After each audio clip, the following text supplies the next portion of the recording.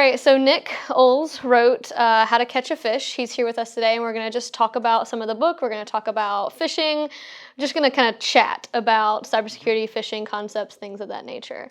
So Nick, tell us a little bit more about yourself and your background outside of, the whole an author thing. Yeah. So you did a pretty good update, kind of breaking the ice here. So cybersecurity professional. I've been in the industry for almost 15 years now. Had kind of a traditional start to IT and security. Like I did a help desk job in college. University help desk, awesome role.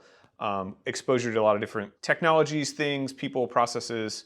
But also, communicating with people, understanding their problems in technical terms and solving them and then communicating out Customer like a solution. support also. Yeah, which was awesome. And, at the time my buddy worked there and it was a cool, easy, fun job. Really, really liked it. And that kind of opened my eyes to technology and security and stuff.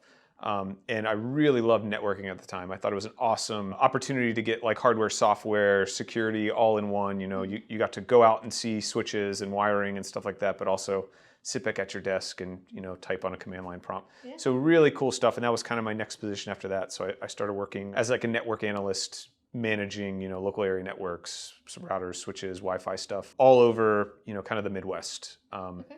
Really, really fun role, but it was a small shop, and that's when security came into place. So we were buying new security tools. We didn't really have a security team per se, and it kind of fell into, well, it's not a server, it's not like a coding problem. So right. So whose problem is it? It's probably like a networking problem. So right. It was. So that got me into security, and I kind of just like fell in love then. And I still remember my first incident, like major event that just kind of like sunk me all in on security. We would get viruses all the time. We had a big sales organization. Okay. And I love salespeople. They're awesome. No hint on them, but like they get hit with a lot of traffic, a lot of emails, a lot of phone calls, and they're very excited for the next opportunity. So they're willing to take that phone call, to answer the email, open the attachment, stuff like that. So they were our biggest, the organization at the time I was working at was a large sales organization. We had support staff and admin and stuff, but the bulk of people were sales. So threat vector is sales. Yeah, it was big at the time. So we would get reports all the time of like, they lost a proposal, which was a big deal. They lost client information, which was a big deal. They lost customer processing or a lead or something like that. Also a big deal. But this guy came in and was like, hey, I can't access any of the files on my computer. And this is probably in like 2010, 2011 timeframe. Have you tried turning it off and turning it back on again? Of course. That was, the typical IT is like, turn it off, turn it on, plug everything back in, start over again. And he was like, no, I can't access anything. And it says we need to send money to the FBI. And I was like, oh, well, this is interesting. I'm like, bring it to the office. Like, let's take a look at it, because he was in a remote location. So he brings it in, and it was like a full screen ad that took up the page. And once the computer booted up, you couldn't do anything unless you read this ad, this blocker basically. And it was like, your files have been seized. You need to send the FBI money through Western Union or MoneyGram. So phishing essentially, attack. Basically a ransomware. Like, it was like early stages of ransomware, but it was like ad ransomware, like your files were still there, you just couldn't interact with anything because it took the whole screen. Like you couldn't even get to the start menu. And I'm like, one, there's no way that the FBI is taking MoneyGram or Western Union payments. I'm like, those are at like Walmart and like the mall and stuff. Like they're not taking that. So I'm like, there's no way this is real. And I just did what everyone else does. I start Googling it, researching it, and I'm like, oh, this is like early ransom adware, somewhere in between that. And I'm like, this is insane. Like they're getting money off of people for basically an annoyance. Their files are still all there. And that was like my pivotal moment when I was like, this is really cool. Like one, I got to help this person, remove this from their environment and then get their files back. But two, also like stop these bad guys from getting this money. And it just kind of like took off from there. So then I had a couple roles at large organizations doing cybersecurity, mostly similar to that, like incident response, threat intelligence, blue team operations, managing a few tools, but, really getting into the nitty-gritties of incidents and investigations.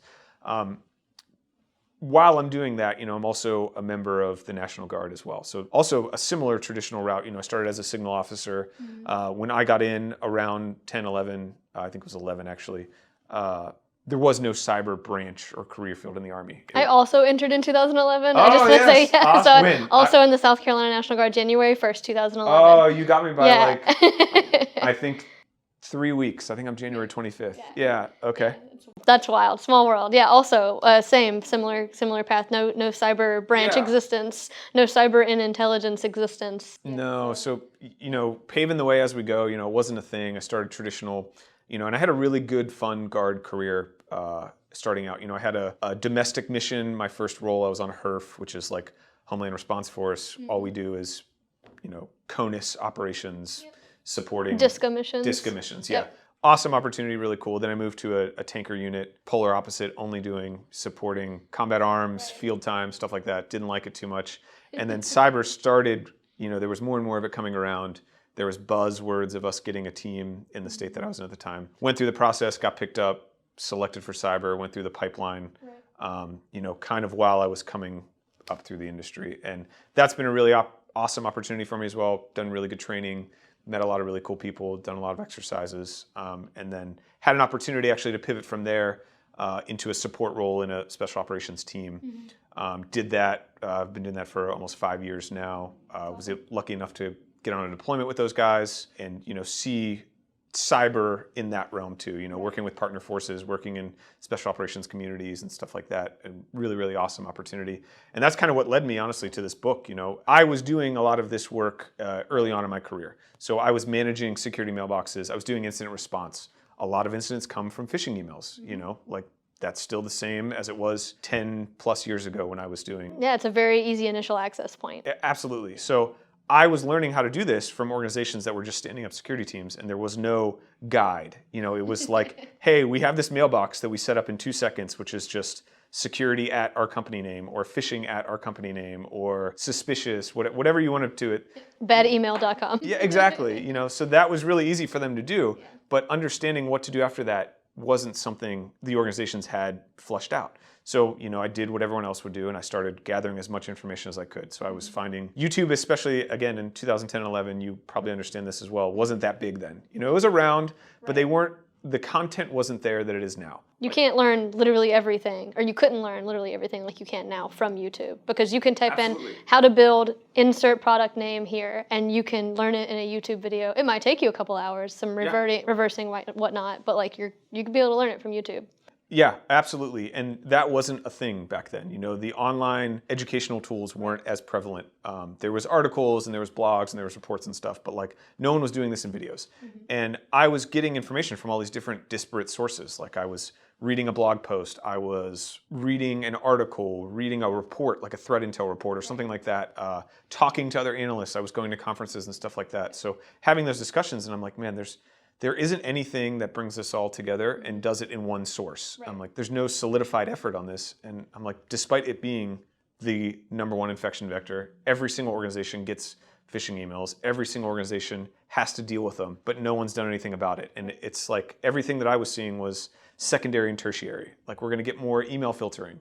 We're going to lock down the endpoint, but we're not doing anything. Or we're just going to focus on what we do once you've already clicked on it. Exactly. Yeah. Or we have this security awareness training maybe, and it was just to meet an audit requirement and the check the box cybersecurity awareness challenge. Yeah, and absolutely. And as I worked more in this field and more people knew it, I was getting requests from non-technical people like my parents. Yeah. Hey, I got this email, or hey, I got these weird posts on Facebook that I didn't make on my account. And I'm like, well, yeah, Dad, because you probably clicked on this link. And now somebody can log into your Facebook. Someone logged into your Facebook account, and your password might not be the best, or there's a long list of things that could have gone on there. But I'm like, more people are asking me about this, and it's would be interesting to create something so that a large audience could benefit from this. So when I first had this idea, I was like, okay, we're gonna come up together with a book. It's gonna be highly technical. We're gonna get into the weeds of how to analyze headers and how to pull out metadata and how to track down all these bad indicators and be a little bit more proactive once you get the message. And then I started getting into the weeds, and I'm like, well, this is going to be great for this small section of highly technical analysts. You had to find and branch the range of very technical person to my grandfather could do this. Exactly, and this kind of goes back to military stuff that I'm sure you can relate to. Is you have to learn how to do the basics, and you do the basics over and over and over again until they're like muscle memory, and you know exactly how to do them in your sleep. And then, you can start to do the advanced stuff. And that's in all facets of the military and technology. You start with the basics. If you can do them well, then you can advance on. And that doesn't happen in a lot of places. So I was like, I could target a larger audience if we make it less technical and more people can understand it. Right. So that was kind of my intent of the book, is like, let's get it in front of as many people as we can that can benefit as much as possible. And then, life happened. So I, much like I'm sure a lot of authors, I had all these great ideas.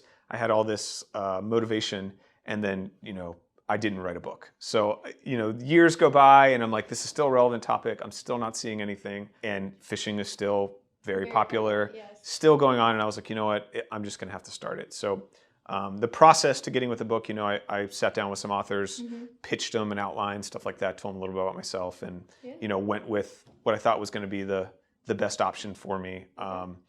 And that kind of started the clock then, and it was really good. You can do self-publishing books, you can do them with authors, or you can do something in between.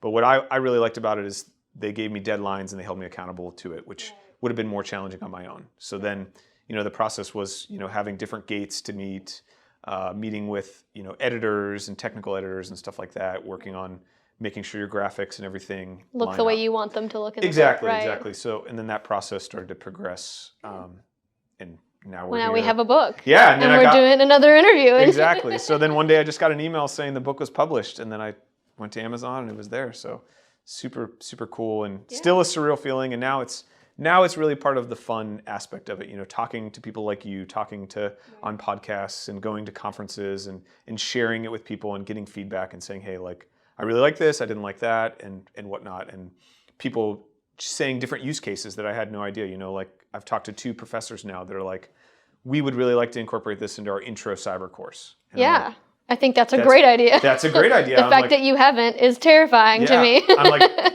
absolutely. And that's not something, I didn't think that this would be anything about academics, and I was just writing something for a large mass of people, and that's kind of another niche area that I'm like, they could definitely benefit from that as well. Absolutely. So now is like the really fun part, and it's been an awesome time, and I want to keep it up as long as I can. I love talking about phishing. I love talking about you love talking about phishing. I can't. Yeah.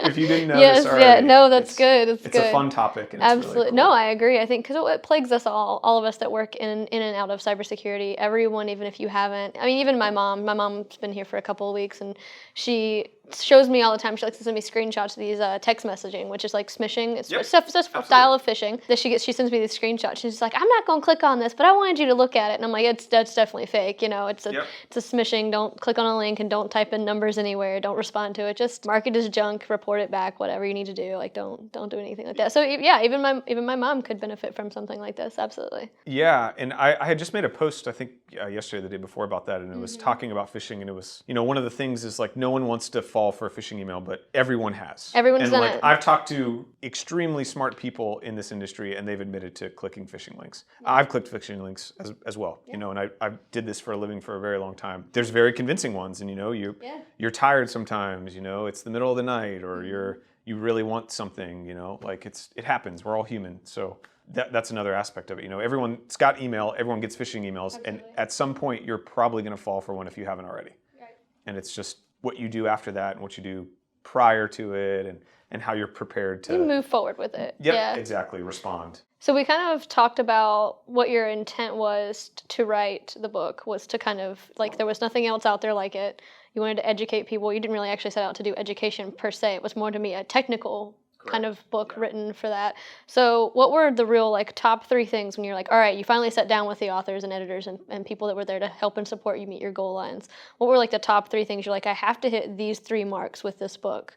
What were your 3 top things? Yeah, absolutely. So my first one was just understanding some of the different tactics and techniques that are used in phishing emails. So some of the things like we already discussed a little bit, like fear, an offer that you didn't sign up for, like you won the lottery and you didn't you must click this link now. Yeah, time-sensitive operations, things like that. So I wanted people just to be aware of that, like if those things are prevalent, that could be a sign of a phishing message. And I thought that was really important to me, but then also empowering people with tools to analyze the message. And some of those are technical tools, some of them are just understanding and learning and reading the content slower and scanning the email and stuff like that. So having the ability to say, this is why I think this is a bad email. Or if someone comes to you that says like, hey, I got this message, I don't know, like it's a brother, sister, aunt, uncle, mom, dad, grandparent, like, can you help me with it? Then you have the tools to be like, yeah, it looks weird to me and here's why.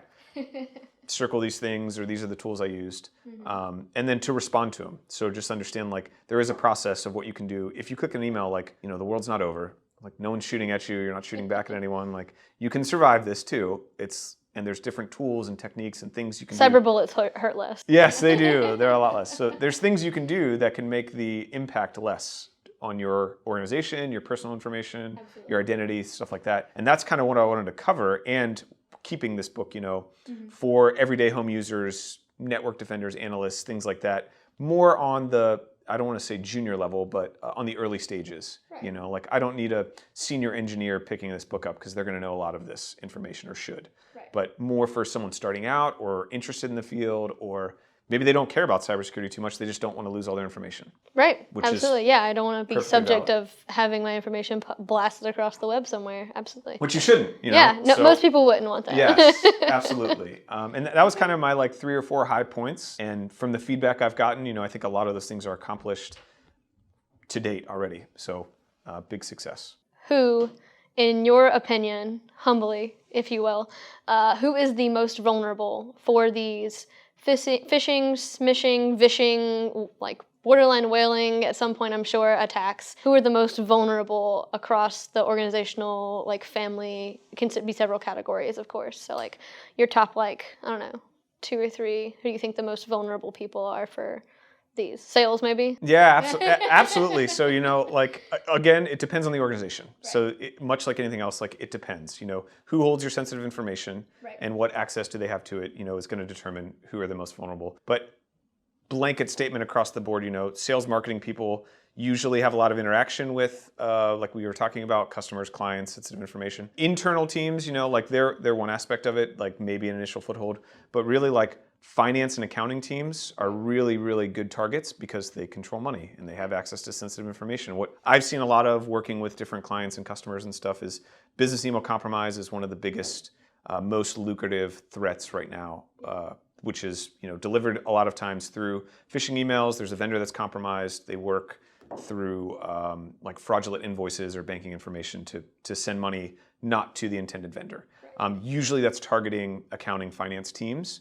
And it's, you know, that's where they have the money and they're the ones processing payments to different things. Yeah, using like a third-party vendor. Yeah. So we talk about that in the book a little bit, but I would definitely say accounting and finance teams, anyone in senior level, high visibility positions usually are targets for phishing. So like your C-suite style members? C-suite, directors, vice presidents, CEOs of the company, you know, because they usually have a digital presence. You can find information about them online. You can find their email addresses, stuff like that. Right. You can assume that they work at the corporation and they have different privileges than some of the users. Right. So if I had to pick 2, that off the bat would be it. So finance and accounting teams, senior level individuals.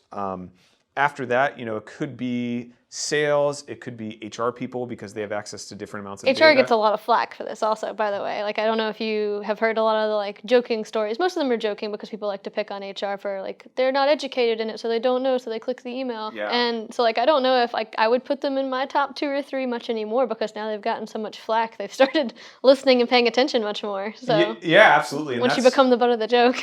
Yeah, and I think that's prevalent across a lot of organizations and individuals. You know, people are way more aware of phishing emails than they were in the past. You know, everyone has like hears about stories on the news and reads articles and stuff about breaches and stuff, and they don't want to be that person that lets the attackers into their organization. Right. So people are more aware, but I still don't think they have the tools that they need and the training they need to really identify a phishing email and stop it and respond. But everyone across the board seems to be learning more about it and more cyber aware and cyber conscious of the potential threats that come with phishing emails. Like one of the things that we started doing here at Teamwork specifically is when someone gets a smishing, like a smishing text or a phishing email or something that's like just obviously, most of them, by the way, that we get are really, really bad. So we can tell off the bat. We can tell off that. We'll have people send us screenshots, part of the security team, myself, our analyst, Ricky, who you met earlier. We'll all get a copy of the screenshot of it or a forward of the email itself, and we'll start looking through and go, oh yeah, well this is obviously, like, it looks like crap, so obviously it's not great. And then we take screenshots of that and we'll circle the bad stuff in it, like the obvious wrong things about it, like email name doesn't match like any of these header stuff or any of this information here, and then we'll brief it to the entire like company and all hands and be like, this is what bad things look like. You guys got these? Don't click on them. Yeah. Thanks. Yeah. That process that you just explained is awesome, because that was one of the things that I picked up of, like, before I wrote this book was, I was interacting with analysts like this before, and one of them was far senior than me, way better at the job at the time, really, really smart person at a very senior organization, was like explaining to me that phishing emails are the best threat intel source you can get. Yeah. Because they are tailored to your organization, they're used by attackers, and they're actually targeting you. So you can pay for feeds, and I've seen that all over the board, like tens of thousands, $100,000 of these threat intel companies, and they provide some really great stuff, and then people just discard, the 100 phishing emails they get throughout the year. Yeah, use them to educate the rest of your organization. Absolutely. So education and then defense mechanisms, so blocking those different things, creating different, like a lot of organizations will do EXT tagging. They will block, if they can, country code, different emails from that. So things like that you can, look over time, see a trend or see something that's emerging, and make your security team better. And a lot of people, unfortunately, just delete the message and they don't look at it. And it sounds like you guys are doing some really good stuff with it, which is just awesome. A little bit. Well, we try to go just a bit above and beyond, because if one person gets it, usually what we see is more than one person got it, but only one person came forward and told us about it. Yeah, exactly. And so I'm like, don't be afraid to send your screenshots in. We actually do use those, and then we re-educate around the October to December timeframe. When you also get our Cyber Threat Awareness Challenge, we'll also sit down and do like a more detailed security training of like, these are examples of the phishing emails we've gotten this year. These are our smishing texts that we've all received. If you just don't interact with these people, there's no point in it. And there's also like the human aspect of it too, because individuals at your company have received this. Yes. So it puts almost like a name and a face to the victim that could have fallen victim to that potential email if it processed through, which you can pull blanket ones from all over the internet, and there's no emotion tied to it. There's no value tied to it as much as getting actual emails that targeted your So organization. using those, I think, has been really, really helpful. So that's good. I'm glad that we're it's covered. It's all on the same page. The expert approves. No, that's awesome work. The next step really is just to try and share that. If you guys are doing that, that's awesome. But that's kind of like, in my mind, like the last step is now sharing that with the community at large. Sanitizing what you have to, so you're not blasting everything out. But we usually don't share who from the company received it. But just because nobody needs to know who got the text message. It's not a big deal. Exactly. But sharing it so that other organizations can then absolutely stop that or make it harder for the attackers, because that's kind of the goal here is absolutely improve your organization and make it harder for bad guys to do and things. sharing that data and information out is really what makes us all, well, I'm going to use our famous hashtag stronger together, right? It's like the more we share information out, the more people have access to the things the bad guys are doing or the threat is doing, then we can all be aware of it, then we can all help defend against it. In the book description it states, attackers have preyed on victims with convincing and not so convincing phishing emails. You got to tell me, what's a really, really, really bad one you've gotten, if you can? Like, share what one of those is, and then what a really, really convincing one was. Rough scenario. Yeah, absolutely. So I can give one that we did internally, with a tool testing, just as a proof of concept. We were trying to validate whether or not, security awareness training in our phishing platform was worth the money, and whether we should upgrade to a higher service or a lower service. So our CISO at the time was like, hey, I just want to send out a very basic email that we should get 0 clicks on, kind of like a should test. Get 0. Exactly. You said should, which means you guys did. Which we did, which was concerning. And I kid you not, the email was like a very simple, basic sender. Subject was just like, I don't know, alert or update or something like that. And then in the body, it was a link, and it said, this link contains malware. And that was it. And we sent it out to the company. So the link said, I am malware, there was basically. Context, yes. And then the link was... And people clicked it anyway. Yeah, and it said, this link contains malware. It might even said like, please don't click it. I don't remember because it's been a few years. There was no like, hey, this is an invoice, this is that. And people clicked it and they were like, we wanted to see what happened. And we were like, that's exactly what we don't want to happen. I love your curiosity, but the answer to that is no, please don't do that. Yeah, and unfortunately, like in the security awareness space, like you get responses like that from people. Like I've heard things like, well, you guys have tools that'll stop us from going to anything Not bad. the point. Exactly. And like, I don't have any information to lose. Also I didn't think it would go anywhere. Like, I thought this was a joke. all these things. It might have been a test, but what are you going to do when it's not? Yeah, exactly. Are you going to click the real threat email link? I couldn't believe it. I was like blown away. I'm like, people actually clicked on this, and like everyone was like so disappointed. We're like, but everyone's human, and everyone's got a curiosity, and they think the security teams can do sometimes things that they can't. Educating them is another part of security awareness of what exactly your capabilities are. What I can do to help you. Exactly, where I can be a resource to you instead of not being a resource, which is what no one wants. So that was probably the worst one. The best one seemed to always be like Microsoft or Gmail, like password reset or account lockout ones. And I remember I had one that it was extremely convincing. Came from a very, very well-written Microsoft registered domain that was not Microsoft. And it took us like a better part of a day working with Microsoft to verify that it was in fact a phishing email. And it just, everything was down to a T. And we had it compared to the actual Microsoft emails that we get. And we really couldn't, other than the domain being a little bit off, determine that it was bad or not. And like we had examined the link, and at the time the link went to a resource that was down, so we had no way of telling what exactly was on the other side of it. It did all the right things, used the right logo, used the right greeting, was sent to the right person, and it was very, very challenging to determine whether or not it was bad. And my guidance now on that is, if it's even a little bit suspicious, just err on the side of caution and don't interact it.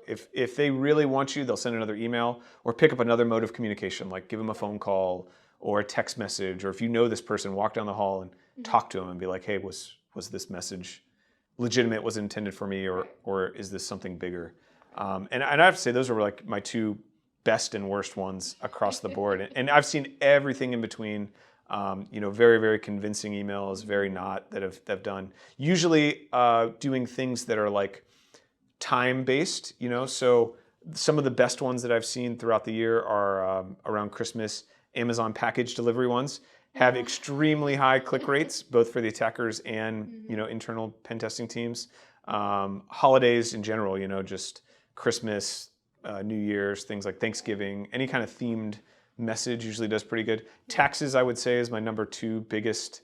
I thankfully haven't gotten a tax one yet, but I get the USPS ones all the time. Oh, okay. And I don't ship packages via USPS. Okay. So I know it's false anyway, but like tracking information? Yeah, here's your tracking information for your package. And I'm like, what? Oh, it's scamming. Okay. Yeah. So those ones are common, but what I've seen a lot is around tax season. So in April, it could be like fraudulent return stuff. And really? They'll be like, hey, this is the IRS. Your return is ready. Okay.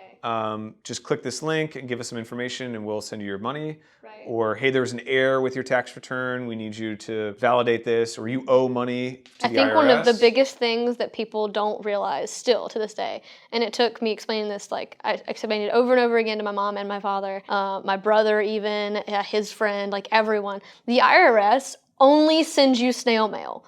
They will not contact you via email. They will not contact you via text message. They will not even call you. The only way you're getting anything from the IRS is they will send you an actual letter, and it'll have all the information you need on it. If from there things go electronic, it'll give you explicit instructions as to what to do to go either pay your bill or fix your tax codes or whatever it is you need to do. They just don't send things electronically to people. And I think that's the one thing that everyone should remember when you're talking about getting an IRS phishing attempt. Just if it comes from the IRS, it's probably not right, especially electronically. Yeah, you can say that for a lot of organizations though. Yeah. My bank doesn't send me emails hardly ever. Yeah. Who do you have? I'm not going to say that. No, it's okay. So I don't get a lot of email traffic from my bank. If it is a statement or something like that, I've got to log into a portal, which is a different mode outside of email. And if there's any issues with my account, it all goes through the portal, or you physically call them. Physically call them. So that's awesome. I'm usually skeptical of any banking, financial, sensitive information emails. Most people should be. Across the board, yeah. But if you do get them, and we've touched on this a little bit, and you kind of mentioned the snail mail, it's just verifying who you're talking to with a different mode of communication, and don't use what is provided in that email. Right. So signature blocks are super easy to falsify and copy and piece together. So going to the internet or in the old days a phone book, which I don't think those really exist anymore. But I the- don't know actually. I haven't seen a phone book in a long time. And if they do exist, that's awesome. Yeah. I'm sure somewhere they probably do. Someone But has one somewhere. looking up that number, giving them a call, emailing someone else different that's not listed in the email if you must. But really the best way is to use a different mode of communication to contact and verify, some of these. If you get an IRS email, you might be on hold for a really long time, but you could call them and try and get through and verify something, and they're probably going to tell you, no, we won't email you any We would never information. email you. Yep. It's going to be a letter, or and then they're going to tell you how much you owe them because Yeah. you reached out. That's your fault. Yeah. But yes, yeah. That's really good. I think that the tax one. I have never gotten one, but I do know for a fact. Don't anything taxed electronically. Just don't even worry about it. Like that's junk. Yeah. Yeah. Absolutely. Okay. I think the ones that people don't. I think another one that people have started to get recently are like. They're mostly texts that they're getting. Mm-hmm. I don't know that we'll ever see them go into actual phishing email types, but it's stuff that revolves around elections and registration for your elections, like actually registering properly and things like that. Definitely shouldn't really respond to text messages that are doing like sending you to links to register to vote. You should go to the website on your own, register, things like that. I have seen one of those recently, and that kind of shocked me a little bit. I was like, oh, we're getting real fancy over here. Well, and I get like legitimate political text messages as well. So it is hard sometimes to decipher, someone sends me a text saying they want me to vote for them. Right. There's no link, there's no anything. Yeah, like usually though, the ones that are like legitimate are the ones that are like, hey, candidate did XYZ, vote for them in November, or whatever. It says something like that, but there's usually nothing else to click on or reference to or respond to. You're like, okay, great, delete. Yeah. But when it says like, click here to finish your registration process, I don't remember starting it. Exactly. Right. You didn't sign up for this. I didn't sign up for you that. You shouldn't finish it. Right. Yeah. We don't cover smishing in the book, strictly email phishing, but one of the things that I've seen evolve that is new that kind of ties into the smartphone things is QR code phishing. Man, yeah. Yes. I was hoping we would touch on it a little bit. Yeah, so I have not received one of these yet, but I have helped with them being delivered and analyzing them and stuff. And if you're not aware, the QR code, it's a little image. Essentially, you pull out your smartphone, you scan it, it takes you to a URL of something, whatever it is. Should be a web page of sorts. Should be a web page. They're unique. You can create them in about 2 seconds online at a bunch of different resources. They're really free and easy to do. So I've seen phishing emails which they don't have a link in them. They have a QR code, and they're saying, hey, if you want to reset your password or access this resource or keep your account from being disabled, scan this QR code, we'll take you to the page and log in. Right. And then they pull out their smartphone and now they're scanning it, and you still might put in your regular username and password that you would use for your email or to log into work or to log into your bank. And the attackers are still getting the end result, but using a new technique, and there's probably tools available that can scan QR codes and determine if they're safe or not, but I bet there's got to be something out there, yeah. Not many people are doing that. Right, well, because who has that on their native camera to their device, right? Nobody does. And people aren't aware of that, So it's kind of a new tactic that I'm sure is working, and they'll keep using until it's not working anymore. Right, I think another thing to be aware of that is most people think about the transfer of a phishing email from your email computer side to doing something with it on your phone. They're like, oh, well, if it's malware, it's not a problem because that malware doesn't work on my iPhone or my Android or my mobile device. Well, shocker, the thing that they wanted was your password and your username so that they can now get into your account and now ruin your life from another aspect. Yep. So it had nothing to do with malware on this aspect kind of a thing. They're usually looking for keylogging for your credentials. Yeah, and that's, that kind of comes back to the, everyone is a potential victim because everyone has usernames and passwords. And by and large, the number one tactic is to get username and passwords. Absolutely. And then essentially to turn that into some sort of finance-based, to make money. That's why phishing occurs, is organizations, there's a small section that's going to do, like intel gathering or espionage or stuff like that. But like a very, very high percentage is just to make money. Right. And they can do that by getting your credentials and then either selling them, logging into your accounts, locking you out, or taking sensitive information from your organization and selling it. But it's usually tied towards that. Absolutely. And it has been for a long time. Yeah, absolutely. Yeah, I'm glad you brought up the QR code. I did get to help with the analysis of one recently, and that was very interesting and eye-opening for me because I was like, why would they send a QR code? Who's going to scan that? Yeah, and you can't click it. And then I thought about it, and I was like, people probably would just openly scan this, except for the fact that the one we got, or the one that I helped analyze anyway, was very poorly written. It was just like, click here, or like scan here, or something like that terrible email address at a gmail.com or something, and I'm like, oh, well, this is obviously fake, but I bet people would just normally just scan that and not even think twice about it. Yeah, and like we were talking about links and stuff, you can't click a QR code. Right. I mean, you can make it clickable, but by and large, it's supposed to be for your smartphone to go visit that site. And that's kind of like another point that we talked about, some of the new tactics that are being used with these QR codes. When I started in the industry, attachments were really big. Right. Everyone loved to send their malware in attachments because you could package it up. The antivirus programs weren't as good as they were today. Right. There weren't all these XDR, EDR, MDR, whatever. And if you zipped DR. It, nothing mattered. Exactly. Yeah. So and it wasn't as easy to set up web pages and to put malware on website or create these fake pages. And now with all this cloud computing, it's super easy. So I've seen the industry switch from a extremely attachment-based industry to now an extremely high link-based attack vector, and now QR codes, maybe that's the next phase. Maybe it's just a little blip in the process. But the antivirus tools and the scanning tools and all these endpoint agents are making attachments extremely hard to get delivered, not get flagged. A lot of the native mail clients are blocking .zip, .exe, .stuff like on their own, and security teams are smart enough to do that. But links are extremely hard to block because most of the services, I know like Outlook and Gmail, they have built-in reputation-based link analysis tools. So essentially what that means is before you go to the page, they're rendering that link against a known database of bad links or URLs or whatnot. If it's bad, they won't let you go to it, or they'll give you a warning depending on how it's set up. But if it's not bad in that time that it checks. Yeah, it's not been reported yet. Yeah, right. And they can't go back in time and they can't go forward in time, so they don't know. So they you can only reference against what you have at a point in time to do it. So the industry is doing better. They're trying to get better at detecting phishing emails and links, essentially, but they're still not perfect. And I mean, they're not going to be. We're never going to be perfect at anything that we do. Yeah. Human error is everything. So it's, and growing and new concepts coming along, and every time some new threat vector, we have to come along behind it. Usually, we're not going to get ahead of a threat vector of types because we're not usually the ones trying to find it, right? We're the ones trying to defend against it. But that's what things like red teams and threat hunting and all of that's for, so. Yep, it's a cat and mouse game, and it has been and will be for a long time. Training is going to evolve, tools will evolve, and then attacker techniques will evolve. The free tools and resources you mentioned in the description of the book, for things that are considered to be email, even if it's just suspicious to you, if it's just an indicator of being suspicious.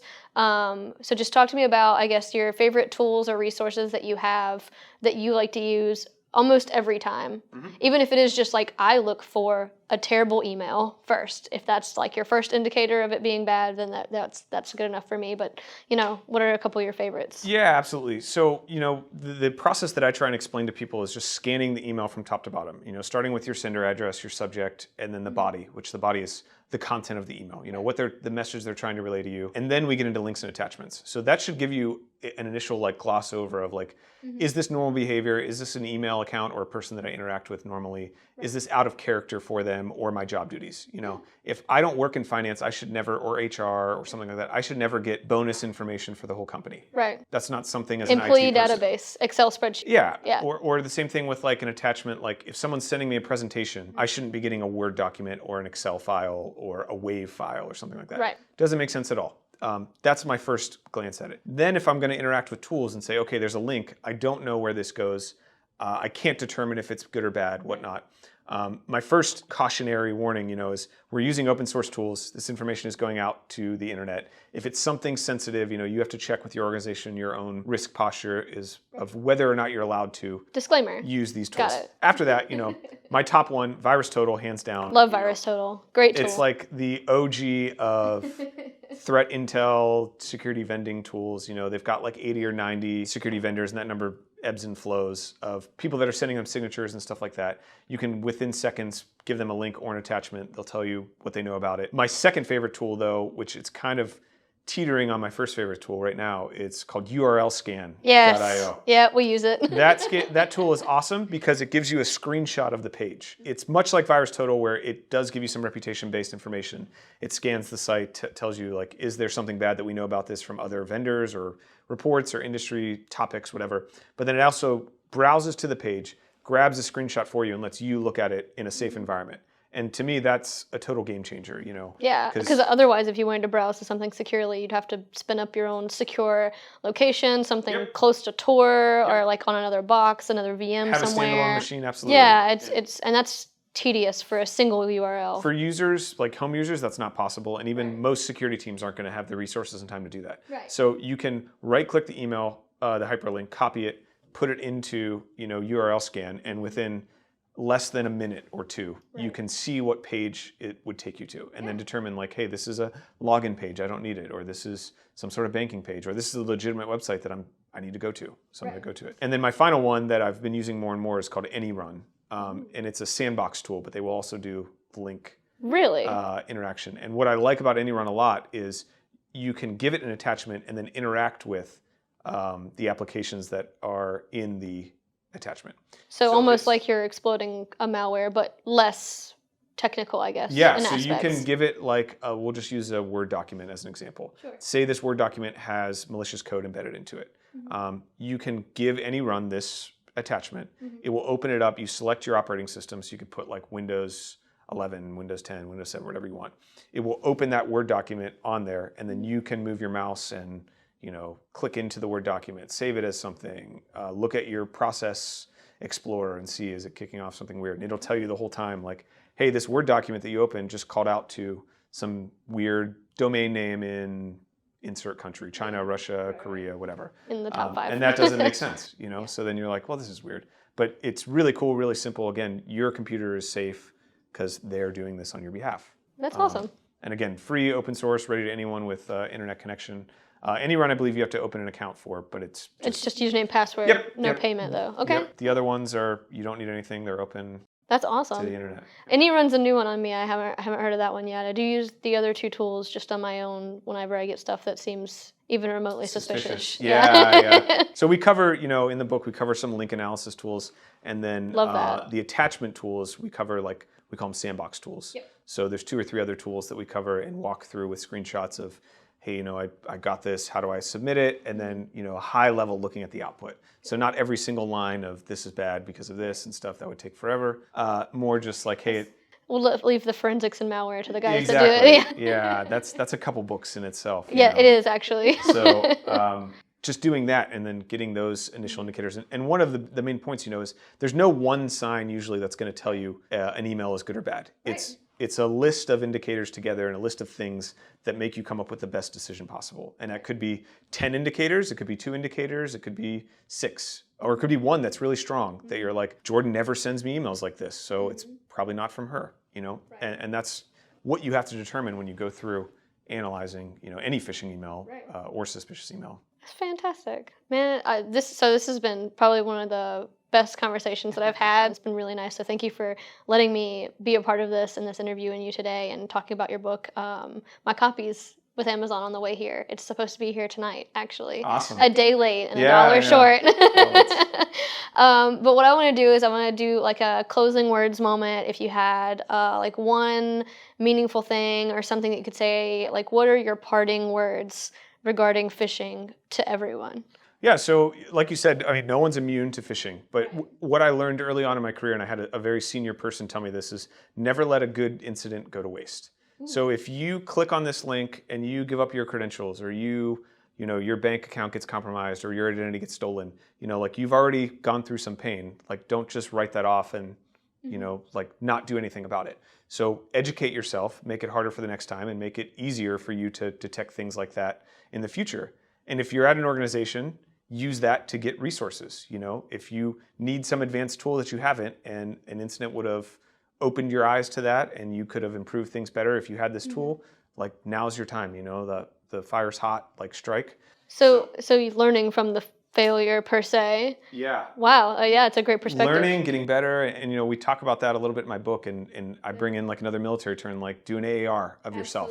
So figure out what went well, what didn't go well, and how you can improve it next time. You mean top 3 ups, 3 downs. 3 ups, 3 downs, and it's like, hey, I could have done better if I had another antivirus program on my machine, or if I was more educated to detect this, or if I just deleted this in the first place, Right. Now you know that from next time, and it'll make it harder, and you can help other people, detect these, and again, stop bad guys. And share it. share things and make everything better for the community.